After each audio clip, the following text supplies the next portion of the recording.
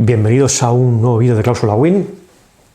en el que vamos a hablar un poquito de IRPH, porque es el tema que quizá, aunque han habido otras cuestiones estas últimas semanas, como sabéis, lo relativo a plusvalía, relativo al cártel de coches o de vehículos, pero considero que el IRPH, por la cantidad de consumidores afectados que hay, que están sufriendo a día de hoy las consecuencias del IRPH, con esas cuotas elevadas y con la posibilidad de restitución de las cantidades que han pagado de más durante el transcurso de los años de estos préstamos referenciados a IRPH, considero que es un tema de especial importancia. Y además, a la vista de los dos últimos autos de 17 de noviembre de 2021 del Tribunal de Justicia Europeo, que quedaban pendientes de resolver sobre la cuestión. Yo realmente no voy a explicar mucho sobre estos autos y os voy a remitir, porque además os aconsejo encarecidamente que veáis estos vídeos, a unos vídeos de YouTube de José María Erausquín, de Abogado Res, que realmente el abogado, la persona que conoce este tema mejor que nadie, y veréis cómo va a explicar de una manera muy asequible, muy detallada, el por qué estos autos del Tribunal de Justicia Europeo del pasado mes de noviembre son muy positivos para los consumidores, a pesar de lo que dice la prensa. Porque, como siempre, y como ya solemos estar acostumbrados, la prensa lanza unos titulares muy sensacionalistas y muchas veces apartados totalmente de la realidad. En este caso, yo he de decir que me entero de la noticia de estos autos, sobre todo el primero de ellos, a raíz de lo que surge en los medios de comunicación. Y titulares del tipo, como por ejemplo de los que tengo aquí, que dicen: la justicia europea avala las hipotecas con IRPH, aunque no se informara al consumidor de la evolución del índice. Las cláusulas IRPH no son abusivas, según el Tribunal de Justicia de la Unión Europea. O el Tribunal de Justicia de la Unión Europea confirma la validez del IRPH. Bueno,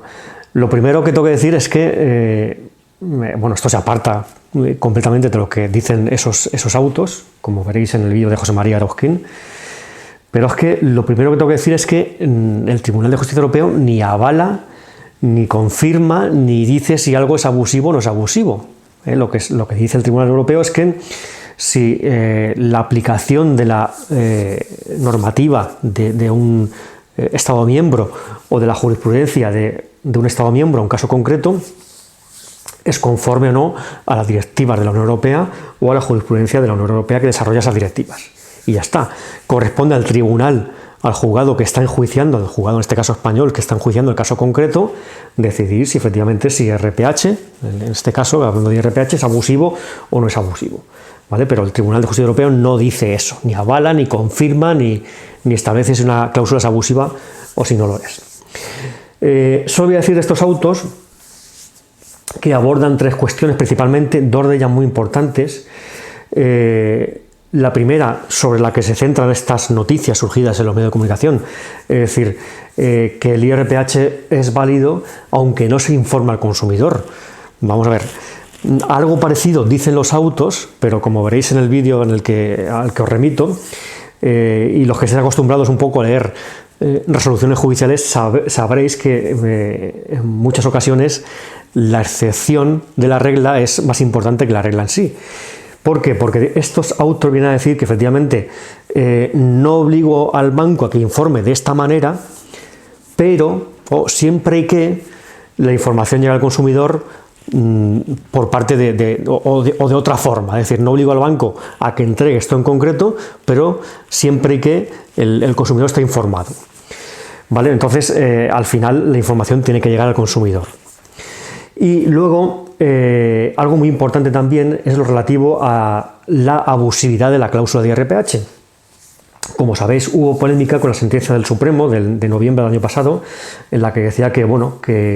aunque la cláusula de IRPH no fuese transparente, eso no significaba que fuese abusiva.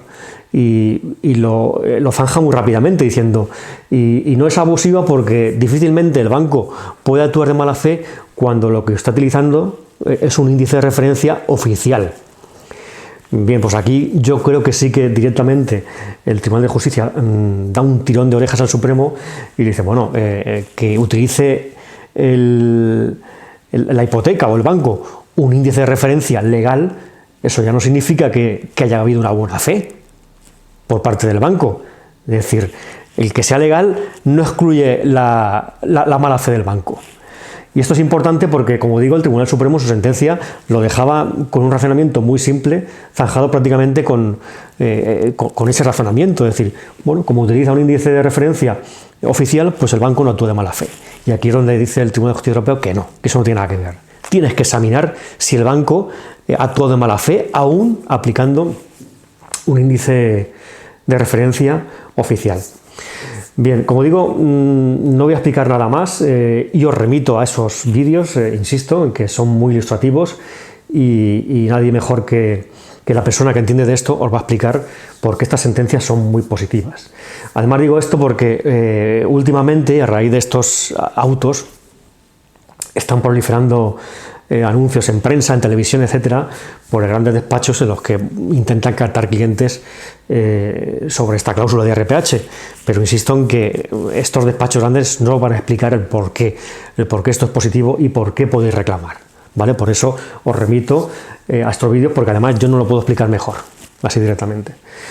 Lo que sí que voy a hablar sobre el IRPH y sobre lo que pueda pasar en el futuro es algo en lo que también aborda estos vídeos de José María Eroskin, y es lo que puede pasar. Es decir, vamos a ver, el Tribunal Supremo, pues a raíz de estos autos, para que la cosa finalmente cuaje, pues debería cambiar su criterio sobre esta cláusula. Y esto va a ser una lucha contra lo que se vienen a llamar, ya no jueces, sino sentencias de copia y pega. Es decir, los jueces, digamos, de abajo, de primera instancia, especializados en cláusulas abusivas, sabiendo que el Tribunal Supremo ha dicho una cosa y esta cosa va a ser así, lo que tenemos ahora sobre la mesa es que, según el Supremo, el IRPH, insisto, aunque no es transparente, tampoco es abusivo, pues esos jueces de primera instancia pues no se van a preocupar de examinar y de darle una vuelta de tuerca a las demandas de IRPH, sino que van a decir muchas veces, y es que eso nos está pasando, que bueno, que como el Supremo ha dicho esto, pues te desestimo la demanda y la cláusula de IRPH no es abusiva. Y esto es un problema porque, aunque realmente con ese criterio de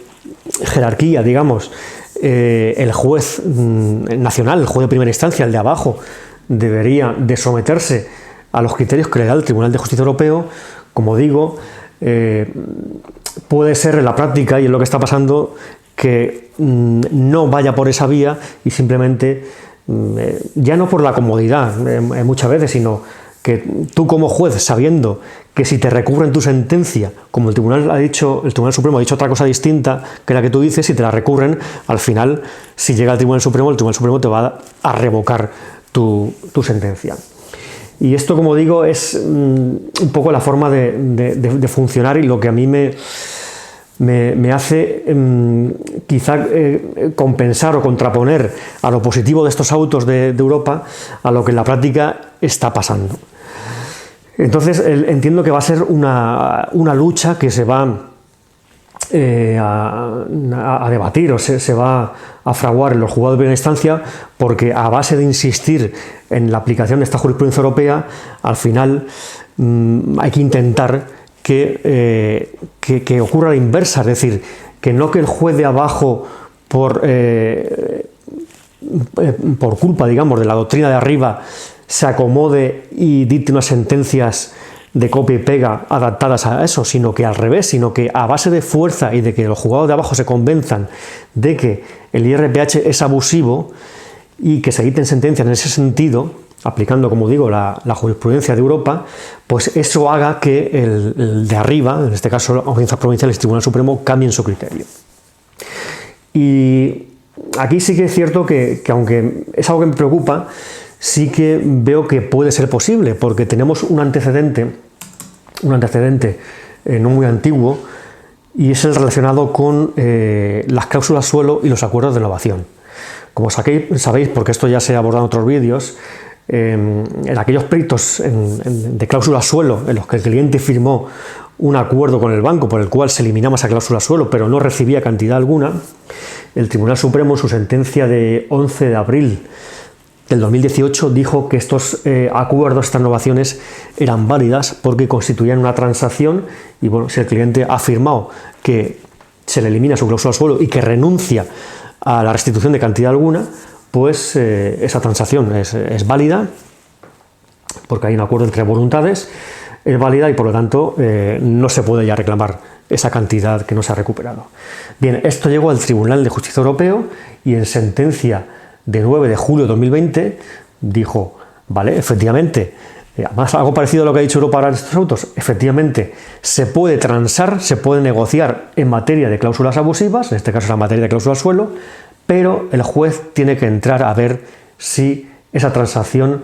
es abusiva. Además, por mucho de que pueda ser transparente o no, tiene que entrar a valorar la abusividad de esa transacción, de ese acuerdo que firmó el cliente con el banco. Y además daba unos parámetros. Y además, como insisto, algo muy parecido a lo que ha pasado con estos autos. Los parámetros eran pues esa excepción, es decir, vale, válido que los acuerdos entre un consumidor y un banco puedan llevarse a cabo, pueden ser válidos, pero son válidos siempre y cuando de la información que se haya dado en esos acuerdos, pues el consumidor informado, perspicaz, etcétera, puede llegar a tener conocimiento de lo que estaba transando y de las consecuencias potencialmente económicas significativas para él puedan haberse dado de la firma de ese acuerdo. Y al final el Tribunal Supremo modificó su doctrina primera, que era muy tajante. De hecho, además, en la sentencia esta que digo, de 11 de abril del 18, había un voto particular de un magistrado de Orduña que discrepaba del Tribunal Supremo, de la sentencia. Y como digo, al final, a raíz de esta sentencia del Tribunal de Justicia Europeo de 9 de julio de 2020, el Tribunal Supremo ha modificado su doctrina y efectivamente ahora entra a examinar esos acuerdos de transacción, o esas innovaciones que firmó el cliente con el banco para eliminar su cláusula suelo y ya está dando, ya llevamos varios meses,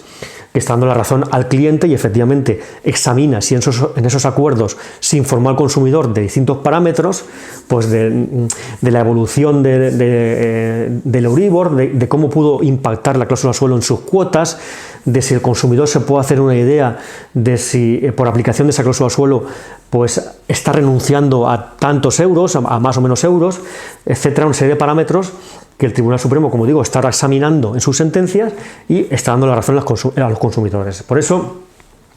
tengo cierta positividad en este caso del IRPH y pienso que al igual que ya ha pasado antes, con estos autos del Tribunal Supremo, del Tribunal Europeo, en los que le dice que efectivamente hay que examinar y no hay que dar por hecho de que porque se utilice un índice oficial no puede haber habido una mala fe por parte de la entidad bancaria, pues entiendo que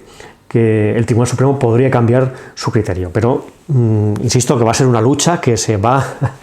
además, una lucha, fijaros, hay una cuestión que yo desconocía en torno al IRPH. Es una materia en la que hay una pugna muy importante, no solo por parte de los consumidores. Aquí hay muchos intereses por parte de la banca, lógicamente, intereses fuertes porque son cantidades ya importantes, o sea, no son unos gastos hipotecarios. Además implicaría esa bajada de cuota para los consumidores importantes y como digo, hay una cosa que yo desconocía y que me ha chocado mucho, y es que con motivo de esa sentencia del Tribunal Supremo de noviembre de 2020 sobre IRPH, después de que el Tribunal de Justicia Europeo se pronunciase sobre la materia y que, como digo, el Tribunal Supremo estableció que aunque no era transparente la cláusula, pues tampoco era abusiva,